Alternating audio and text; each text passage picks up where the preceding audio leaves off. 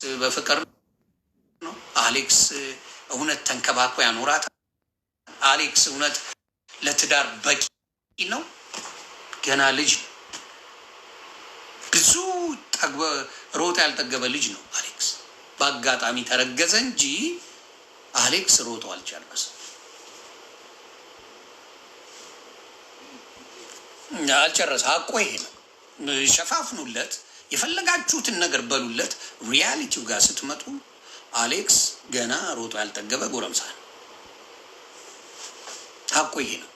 እግዚአብሔር እንደው የእናቷን ነገር ለመካስ ብሎ እንደው ካላቆመው በስቀር ይሄ ልጅ ገና ምንም ያላየ ልጅ ነው።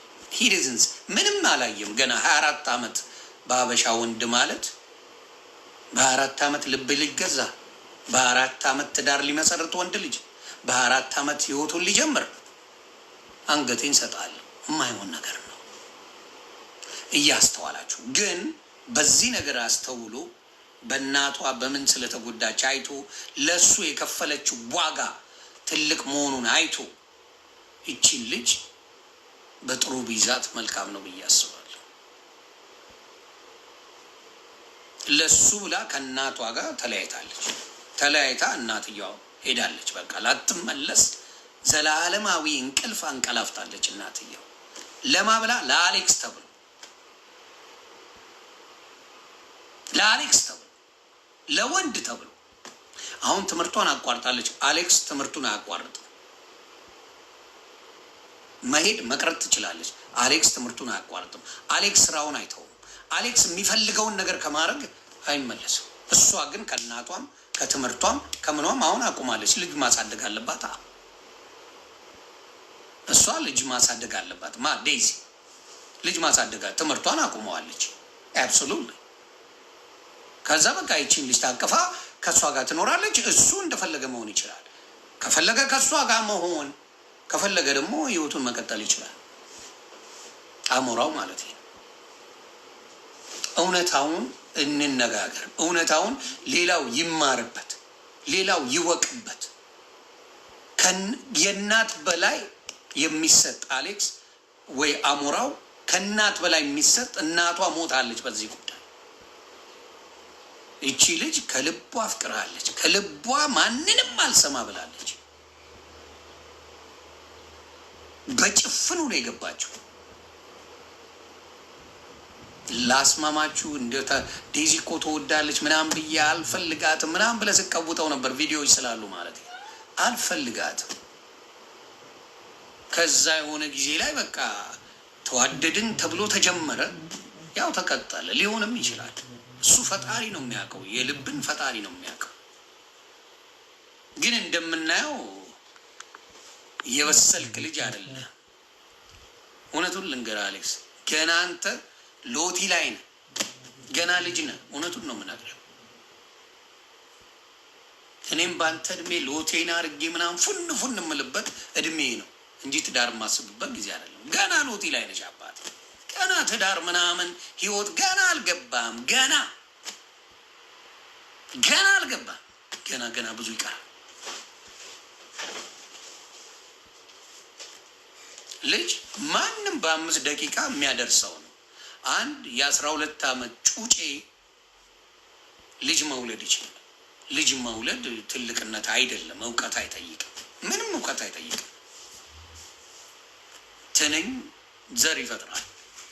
ዝንብ ዘር ይፈጥራል። ኤኒቲንግ ያ እውቀት አይጠይቅም። ግን ልጅን አባት ሆኖ ማሳደግ፣ ባለትዳር ከሆነ ባለትዳር ሆኖ ፎከስ አድርጎ ማሳደግን የመሰለ ትልቅ ነገር የለም።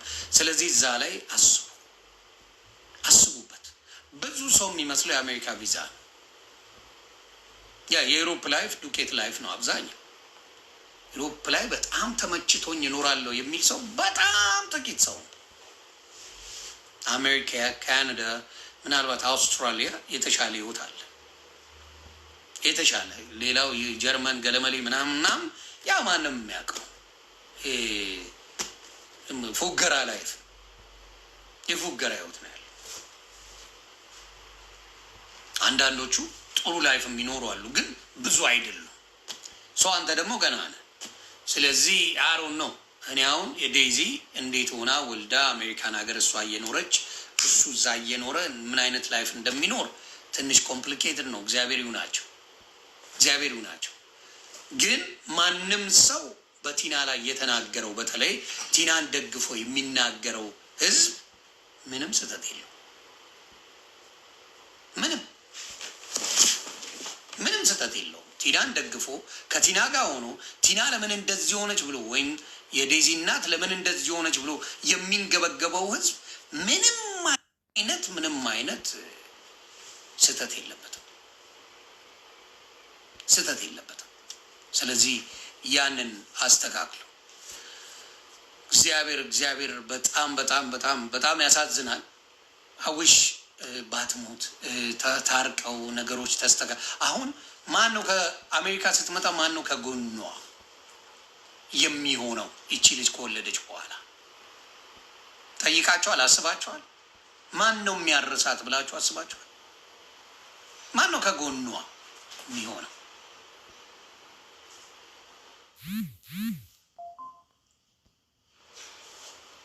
ያ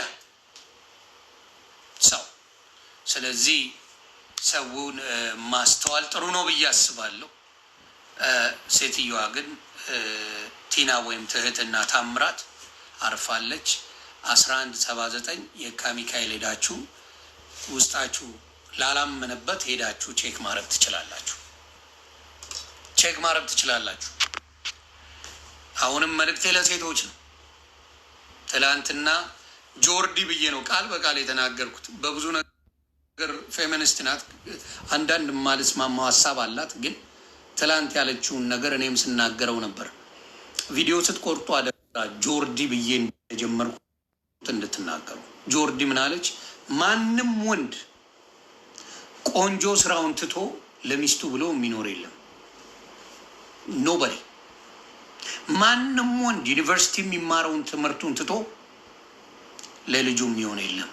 ትምህርቱን ይቀጥላል፣ ካሌጅ ይሄዳል። ሴት ልጅ ግን የዩኒቨርሲቲ ትምህርቷን፣ የኮሌጅ ትምህርቷን፣ ሃይ ስኩል ትምህርቷን እንዲሁም ጥሩ ስራዋን ትታ ለወንድ ልጅ ብላ ህይወቷን የምታበላሽ ብዙ ሴት አለች። ስለዚህ ሴቶች መጀመሪያ ራስሽን ቻይ፣ ራስሽን አቅም ካለች በኋላ ትዳርሽን መስረች። ከፈለግሽ፣ ካልፈለግሽ በደስታ ኑሪ እያለች ነው። በጣም የምትስማማው ሀሳብ ነው። ለልጄ ይህንን ነው የምመክራት። ትልቅ ምናልባት እየጠላችኋትም ቢሆን ይቺ ልጅ የተናገረችው የንግግር በጣም በጭንቅላቴ ውስጥ አለ። ሌላው የኦርቶዶክስ ወንድምና እህቶቼ አንዳንድ አሁንም ስሙኝ በደንብ እንዳይቆርጡት አደራ። ይሄ አንዳንድ ሽማግሌ ሆኖ ሕፃንን በቁርባን የሚያገባ በተክሊል የሚያገባ ወሮ በላ እንዴት ነው የማይከለከለው? በቤተ ክርስቲያን እንዴት ነው ቤተ ክርስቲያን የማትከለከለው? ትልቅ ሰውዬ ሕፃን ልጅ ይዞ መጥቶ ለአግባ ሲል ኦርቶዶክስ እንዴት ትፈቅዳለች? አንዳንድ ነው ያልኩት፣ ስሙ በደንብ። ምን የሚሉት ነው? ምን ማለት ነው?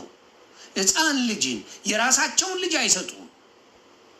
ገና ለገና የዛ ቤተሰብ ምናልባት ችግር አለበት፣ ፋይናንሻሊ በጣም ደካማ ነው። ያ ስለሆነ ብቻ ያቺንም ቦቃቅላ የ12 የ13 የ14 ዓመት ልጅ አውጥ